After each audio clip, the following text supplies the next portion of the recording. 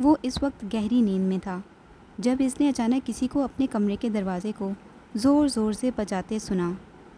وہ یکدم اٹھ کر بیٹھ گیا۔ دروازہ واقعی بج رہا تھا۔ اس نے مندی ہوئی نظروں سے وال کلاک کو دیکھا جو 4 بجا رہا تھا۔ اپنی آنکھوں کو رگڑتے ہوئے وہ اپنے بیڈ سے اٹھ کھڑا ہوا۔ اسے دروازہ بجانے والے پر شدید غصہ آ رہا تھا۔ اسی غصے کے عالم میں اس نے بڑبڑاتے ہوئے ایک جھٹکے کے ساتھ دروازہ کھول دیا۔ باہر ملازم کھڑا تھا۔ کیا تکلیف ہے تمہیں؟ کیوں اس طرح دروازہ بجا رہے ہو؟ دروازہ توڑنا چاہتے ہو تم؟ وہ دروازہ کھولتے ہی ملازم پر چلایا۔ سالار صاحب، باہر پولیس کھڑی ہے، ملازم نے گھبرائے ہوئے انداز میں کہا۔ سالار کا غصہ اور نیند 1 منٹ میں غائب ہو گئے۔ 1 سیکنڈ سے بھی کم عرصے میں وہ پولیس کے وہاں آ جانے کی وجہ جان گیا تھا، اور اس میں ان کی اور ماما کے گھر والوں کی اس مستعدی پر حیرت ہوئی۔ آخر چند گھنٹوں میں سیدھی اس تک کیسے پہنچ گئے تھے؟ کس لیے آئی ہے پولیس؟ اس نے اپنی آواز کو پرسکون رکھتے ہوئے بے تاثر چہرے کے ساتھ پوچھا۔ یہ تو جی پتہ نہیں، وہ بس کہہ رہے ہیں کہ آپ سے ملنا ہے، مگر چوکیدار نے گیٹ نہیں کھولا۔ اس نے ان سے کہہ دیا ہے کہ آپ گھر پر نہیں ہیں، مگر ان کے پاس آپ کے وارنٹ ہیں، اور وہ کہہ رہے ہیں کہ اگر انہیں اندر نہیں آنے دیا گیا تو وہ زبردستی اندر آ جائیں گے اور تمام لوگوں کو گرفتار کر کے لے جائیں گے۔ سالار نے بے اختیار اطمینان بھرا سانس لیا۔ چوکیدار نے واقعی بڑی عقل مندی کا مظاہرہ کیا تھا۔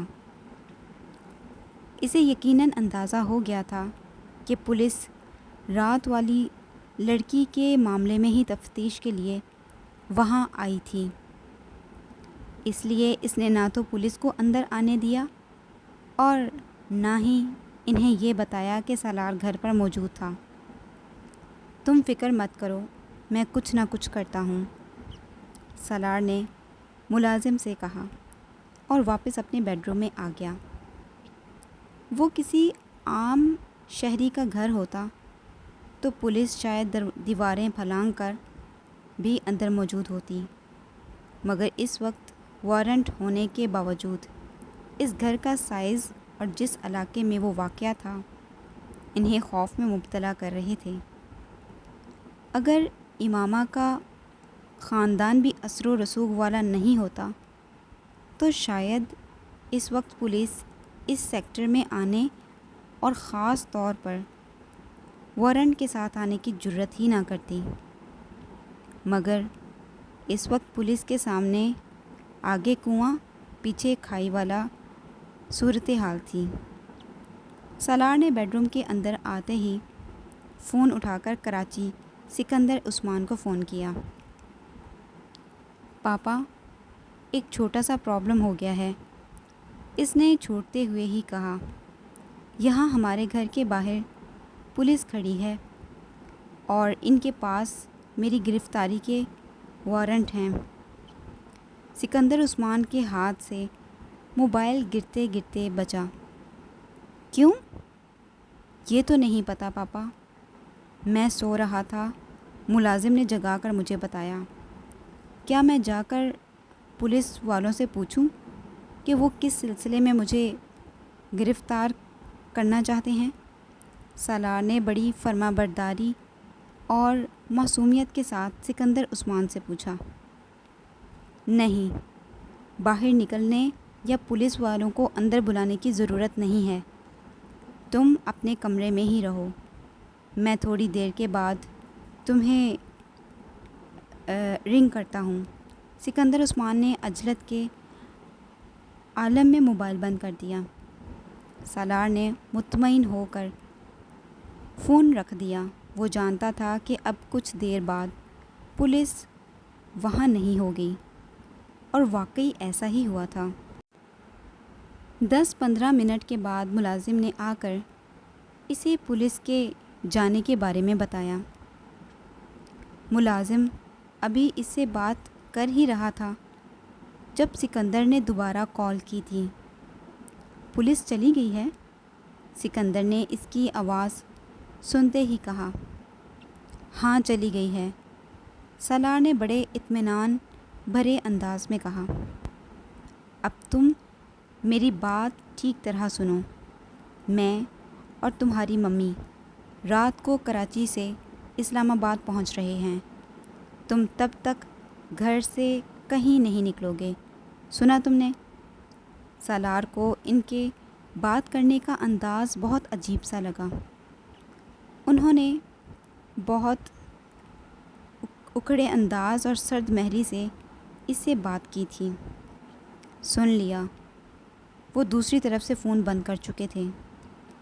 سالار ابھی فون بند کر رہا تھا جب اس کی نظر اپنے کمرے کے کارپٹ پر پڑی۔ وہاں جوتے کے نشانات تھے اور اس نے دیکھا کہ ملازم بھی قدرے حیرانی کے عالم میں ان نشانات کو دیکھ رہا تھا جو کھڑکی سے قطار کی صورت میں بڑھ رہے تھے۔ جوتے کے ان نشانات کو صاف کر دو، سالار نے تحکمانہ انداز میں کہا۔ ملازم کمرے سے باہر چلا گیا۔ سالار اٹھ کر کھڑکی کی طرف آ گیا اور اس نے وہ سلائیڈنگ ونڈو پوری طرح کھول دی۔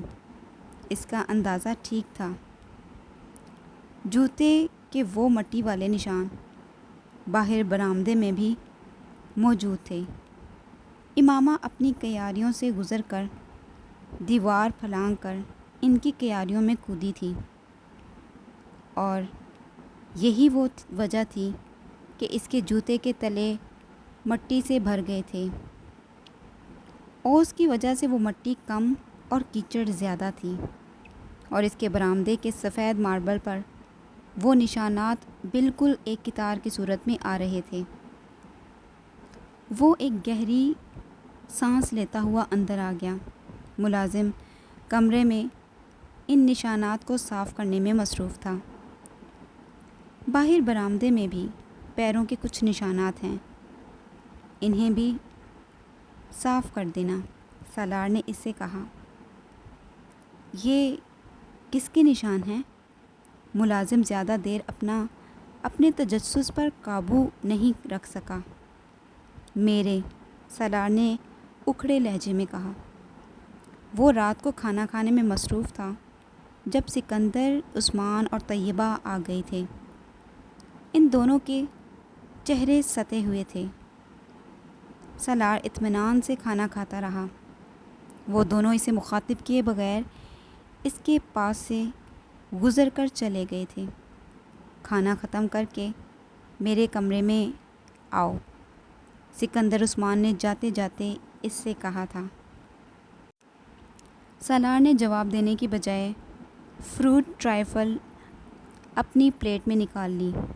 15 منٹ بعد وہ جب ان کے کمرے میں گیا تو اس نے سکندر کو کمرے میں ٹہلتے ہوئے پایا، جبکہ طیبہ فکر مندی کے عالم میں صوفے پر بیٹھی ہوئی تھی۔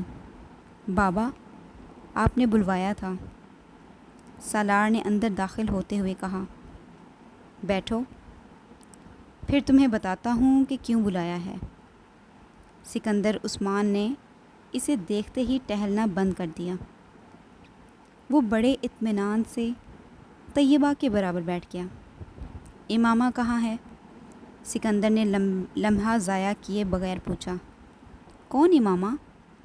اس کی جگہ کوئی اور ہوتا تو اس کے چہرے پر تھوڑی بہت گھبراہٹ ضرور ہوتی، مگر وہ اپنے نام کا ایک ہی تھا۔ سکندر کا چہرہ سرخ ہو گیا۔ تمہاری بہن؟ وہ گرائے۔ میری بہن کا نام انیتا ہے پاپا۔ سالار کے اطمینان میں کوئی کمی نہیں آئی۔ تم مجھے صرف ایک بات بتاؤ، آخر تم مجھے اور کتنی بار اور کتنے طریقوں سے ذلیل کرواؤ گے؟ اس بار سکندر عثمان دوسرے صوفے پر بیٹھ گئے۔ آپ کیا کہہ رہے ہیں پاپا؟ میری سمجھ میں نہیں آ رہا، سالار نے حیرانی سے کہا۔ حالانکہ تمہاری سمجھ میں اب سب کچھ آ رہا ہے، انہوں نے طنزیہ انداز میں کہا۔ دیکھو، مجھے آرام سے بتا دو کہ امامہ کہاں ہے۔ یہ معاملہ اتنا سیدھا نہیں ہے جتنا تم نے سمجھ لیا ہے۔ پاپا، آپ کس امامہ کی بات کر رہے ہیں؟ میں کسی امامہ کو نہیں جانتا۔ میں وسیم کی بہن کی بات کر رہا ہوں۔ سکندر عثمان اس بار گھرائے۔ وسیم کی بہن؟ وہ کچھ سوچ میں پڑ گیا۔ اچھا، یاد آیا، وہ جس نے مجھے ٹریٹمنٹ دیا تھا لاسٹ ایئر۔ ہاں وہی۔ اب چونکہ تمہاری یادداشت واپس آ گئی ہے، اس لیے مجھے یہ بھی بتا دو کہ وہ کہاں ہے۔ پاپا، وہ اپنے گھر میں ہوگی یا میڈیکل کالج کے ہاسٹل میں۔ میرا اس سے کیا تعلق ہے؟ اس نے حیرانی سے سکندر سے کہا۔ اس کے باپ نے تمہارے خلاف اپنی بیٹی کے اغوا کا کیس کروا دیا ہے۔ میرے خلاف؟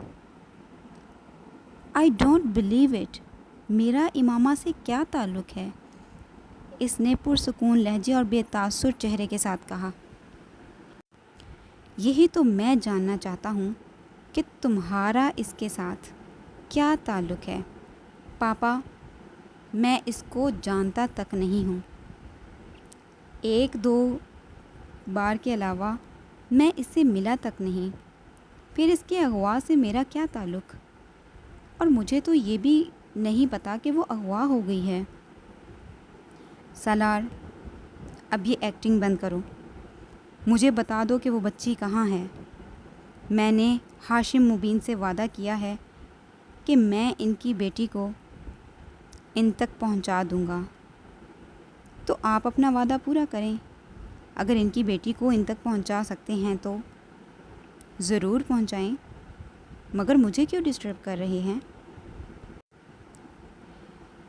اس بار سالار نے ناگواری سے کہا۔ دیکھو سالار، تمہاری اور امامہ کے درمیان اگر کسی بھی قسم کی انڈرسٹینڈنگ ہے تو ہم اس معاملے کو حل کر لیں گے۔ میں خود اس کے ساتھ تمہاری شادی کروا دوں گا۔ تم فی الحال یہ بتاؤ کہ وہ کہاں ہے۔ سکندر عثمان نے اس بار اپنے لب و لہجے میں تبدیلی لاتے ہوئے کہا۔ For god sake papa, stop it. کون سی انڈرسٹینڈنگ، کیسی شادی؟ میری کسی کے ساتھ انڈرسٹینڈنگ ہوتی تو میں اسے اغوا کروں گا، اور میں انڈرسٹینڈنگ ڈیولپ کروں گا امامہ جیسی لڑکی کے ساتھ۔ وہ میری ٹائپ ہے۔ اس بار سالار نے بلند آواز میں کہا۔ تو پھر وہ تم پر اس کے اغوا کا الزام کیوں لگا رہے ہیں؟ یہ آپ ان سے پوچھیں، مجھ سے کیوں پوچھ رہے ہیں؟ اس نے اسی ناگواری سے جواب دیا۔ آج ہاشم مبین کہہ رہے ہیں، کل کو کوئی اور آ کر کہے گا اور آپ پھر مجھ پر چلانا شروع کر دیں گے۔ میں نے آپ کو بتایا ہے، میں سو رہا تھا جب پولیس آ کر باہر کھڑی ہو گئی، اور اب آپ آ گئے ہیں اور آتے ہی مجھے تو یہ تک نہیں پتا کہ وسیم کی بہن اغوا ہوئی ہے یا نہیں۔ آخر وہ لوگ مجھ پر الزام کیوں لگا رہے ہیں؟ کیا ثبوت ہے ان کے پاس کہ میں نے ان کی بیٹی کو اغوا کیا ہے؟ اور بالفرض میں نے اغوا کیا بھی ہے تو کیا میں یہاں اپنے گھر بیٹھا رہوں گا؟ مجھے اس وقت اس لڑکی کے ساتھ ہونا چاہیے۔ سالار تلخی سے بولتا رہا۔ مجھے ایس پی سے تمہارے کیس کی تفصیلات کا پتہ چلا ہے۔ پھر میں نے کراچی سے ہاشم مبین کو فون کیا۔ وہ مجھ سے بات کرنے پر تیار نہیں تھا۔ مجھے اس سے بات کرنے کے لیے منتیں کرنی پڑیں۔ اس نے مجھے تمہارے بارے میں بتایا ہے۔ اس کی بیٹی رات کو غائب ہوئی ہے اور تم بھی رات کو گئے ہو اور صبح آئے ہو۔ تو پاپا، اس میں اغوا کہاں سے آ گیا؟ پہلی بات تو یہ ہے کہ میں رات کو کہیں نہیں گیا، اور دوسری بات یہ ہے کہ اغوا کرنے کے لیے کسی کے گھر جا کر لڑکی کو زبردستی لے جانا ضروری ہے، اور میں کسی کے گھر نہیں گیا۔ ہاشم مبین کے چوکیدار نے رات کو تمہیں جاتے اور صبح آتے دیکھا ہے۔ اس کا چوکیدار جھوٹا ہے، سالار نے بلند آواز میں کہا۔ میرے چوکیدار نے تمہیں رات کو ایک لڑکی کو کار میں لے جاتے دیکھا ہے، سکندر نے دانت پیستے ہوئے کہا۔ سالار چند لمحے کچھ بول نہ سکا۔ سکندر یقیناً گھر آتے ہی چوکیدار سے بات کر چکے تھے۔ وہ میری ایک فرینڈ تھی جسے میں گھر چھوڑنے گیا تھا، اس نے طیبہ کو دیکھتے ہوئے کہا۔ کون ہے وہ فرینڈ؟ اس کا نام اور پتہ بتاؤ۔ سوری پاپا، میں نہیں بتا سکتا، اٹس پرسنل۔ یہاں اسلام آباد چھوڑنے گئے تھے؟ ہاں۔ تم اسے لاہور چھوڑ کر آئے ہو؟ ایس پی نے مجھے خود بتایا ہے۔ تم 4 ناکوں سے گزرے ہو، چاروں پر تمہارا نمبر نوٹ کیا گیا ہے۔ راستے میں تم نے ایک سروس اسٹیشن پر روک کر گاڑی چیک کروائی ہے، اس لڑکی کے ساتھ وہاں کھانا کھایا ہے۔ سکندر نے اس سروس اسٹیشن اور ہوٹل کا نام بتاتے ہوئے کہا۔ سالار کچھ دیر سکندر کو دیکھتا رہا، مگر اس نے کچھ بھی نہیں کہا۔ ایس پی نے مجھے یہ سب کچھ خود بتایا ہے، اس نے ابھی ہاشم مبین کو یہ سب کچھ نہیں بتایا۔ اس نے مجھ سے کہا ہے کہ میں تم سے بات کروں اور خاموشی کے ساتھ لڑکی کو واپس پہنچا دوں، یا اس کے گھر والوں کو اس لڑکی کا پتہ بتا دوں، تاکہ یہ معاملہ خاموشی سے کسی مسئلے کے بغیر ختم ہو جائے۔ مگر وہ کب تک ہاشم مبین کو نہیں بتائے گا؟ وہ دوستی کا لحاظ کر کے سب کچھ چھپا بھی گیا، تب بھی ہاشم مبین کے اور بہت سے ذرائع ہیں۔ اسے وہاں سے پتہ چل جائے گا، اور پھر تمہاری پوری زندگی جیل میں گزرے گی۔ سکندر نے اسے ڈرانے کی کوشش کی۔ وہ متاثر ہوئے بغیر انہیں دیکھتا رہا۔ اور اب جھوٹ بولنا چھوڑ دو اور مجھے بتا دو کہ وہ لڑکی کہاں ہے۔ وہ لڑکی ریڈ لائٹ ایریا میں ہے۔ سکندر کو اس کی بات پر کرنٹ لگا۔ واٹ؟ میں اسے وہاں سے لایا تھا، وہیں چھوڑ آیا ہوں۔ وہ سفید چہرے کے ساتھ سالار کو دیکھتے رہے۔ مگر وہ امامہ نہیں تھی۔ میں پرسوں لاہور گیا ہوا تھا، وہاں سے میں رات گزارنے کے لیے اس لڑکی کو لایا تھا۔ آج میں اسے وہاں چھوڑ آیا۔ میرے پاس اس کا کوئی کانٹیکٹ نمبر تو نہیں ہے، مگر آپ میرے ساتھ لاہور چلیں تو میں آپ کو اس لڑکی کے پاس لے جاتا ہوں، یا پتہ بتا دیتا ہوں، آپ خود یا پولیس کو کہیں کہ وہ اس لڑکی سے تصدیق کر لیں۔ کمرے میں یکدم خاموشی چھا گئی۔ طیبہ اور سکندر بے یقینی سے سالار کو دیکھ رہے تھے، جبکہ وہ بڑے مطمئن انداز میں کھڑکیوں سے باہر دیکھ رہا تھا۔ مجھے یقین نہیں آتا کہ تم اس طرح کی حرکت کر سکتے ہو، تم ایسی جگہ جا سکتے ہو۔ ایک لمبی خاموشی کے بعد سکندر نے کہا، آئی ایم سوری پاپا، مگر میں جاتا ہوں، اور اس بات کا امامہ کے بھائی وسیم کو بھی پتہ ہے۔ میں کئی بار ویکنڈ پر اپنے دوستوں کے ساتھ وہاں جاتا رہا ہوں، اور وسیم یہ بات جانتا ہے۔ آپ اس سے پوچھ لیں، ایڈریس دو اس لڑکی کا۔ وہ کچھ دیر بعد گھرائے۔ میں اپنے کمرے سے لے کر آتا ہوں، اس نے اٹھتے ہوئے کہا۔ اپنے کمرے میں آ کر اس نے موبائل اٹھایا اور لاہور میں رہنے والے اپنے ایک دوست کو فون کرنے لگا۔ اسے ساری صورت حال بتانے کے بعد اس نے کہا، کمل، میں اپنے پاپا کو ریڈ لائٹ ایریا کے اس گھر کا پتہ دے رہا ہوں جہاں ہم جاتے رہتے ہیں۔ تم وہاں کسی بھی ایسی لڑکی کو جو مجھے جانتی ہے اس کو اس بارے میں بتا دو۔ میں ابھی کچھ دیر تک تمہیں دوبارہ فون کرتا ہوں۔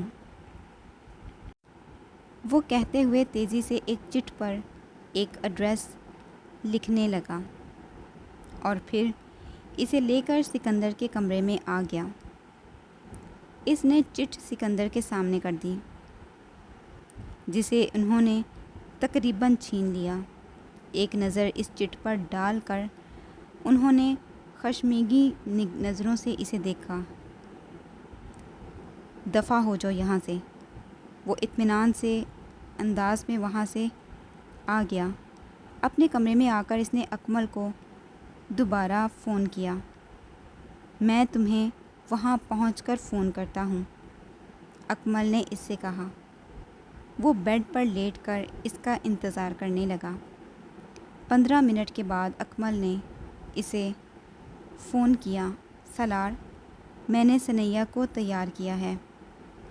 اسے میں نے سارا معاملہ سمجھا دیا ہے، اکمل نے اسے بتایا۔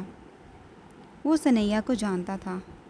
اکمل، اب تم ایک کاغذ اور پینسل لو اور میں کچھ چیزیں لکھوا رہا ہوں، اسے لکھو، اس نے اکمل سے کہا اور پھر اسے اپنے گھر کے بیرونی منظر اور لوکیشن کی تفصیلات لکھوانے لگا۔ یہ کیا؟ میں نے دیکھا ہوا ہے تمہارا گھر، اکمل نے کچھ حیرانی سے اس سے پوچھا۔ تم نے دیکھا نا، ثنیہ نے تو نہیں دیکھا؟ ساری تفصیلات ہیں، ثنیہ کے لیے لکھوا رہا ہوں۔ اگر پولیس اس کے پاس آئی تو وہ یہ ساری چیزیں اس سے پوچھے گی، صرف یہ تصدیق کرنے کے لیے کہ کیا وہ واقعی میرے ساتھ یہاں اسلام آباد میں آئی تھی۔ وہ گاڑی میں چھپ کر آئی تھی اور رات کے وقت آئی تھی، اس لیے اسے زیادہ تفصیل کا نہیں پتہ، مگر گھر کے اندر داخل ہوتے ہوئے دائیں اور بائیں دونوں طرف لان ہے۔ میری گاڑی کا رنگ سرخ تھا، اسپورٹس کار، اور نمبر۔ وہ اسے لکھواتا گیا۔ ہم پولیس کے چاروں ناکوں سے گزرے تھے۔ اس نے سفید شلوار قمیض، سفید چادر اور سیاہ سویٹر پہنا ہوا تھا۔ راستے میں ہم اس نام کے سروس اسٹیشن پر بھی رکے تھے۔ سالار نے نام بتایا۔ سروس اسٹیشن اور ہوٹل؟ وہ دھند کی وجہ سے صحیح طرح نہیں دیکھ سکی۔ سالار یکے بعد دیگرے ہر چیز کی تفصیل لکھواتا گیا۔ سروس اسٹیشن پر گاڑی ٹھیک کرنے والے آدمی سے لے کر چائے بنانے والے لڑکے کے حلیے اور اس کمرے کی تفصیل، انہوں نے کیا کھایا تھا، سالار اور لڑکے کے درمیان کیا گفتگو ہوئی تھی، اس نے چھوٹی چھوٹی تفصیلات اسے لکھوائی تھیں۔ اس نے اپنے گھر کے پورچ سے لے کر اپنے کمرے کے تک کے راستے اور اپنے کمرے کا تمام حلیہ بھی اسے نوٹ کروا دیا تھا۔ ثنیہ سے کہو یہ سب کچھ رٹ لے، اس نے اکمل کو آخری ہدایت دی اور فون بند کر دیا۔ فون بند کر کے وہ بیڈ پر بیٹھا بھی کچھ سوچ رہا تھا جب سکندر عثمان اچانک دروازہ کھول کر اس کے کمرے میں آئے۔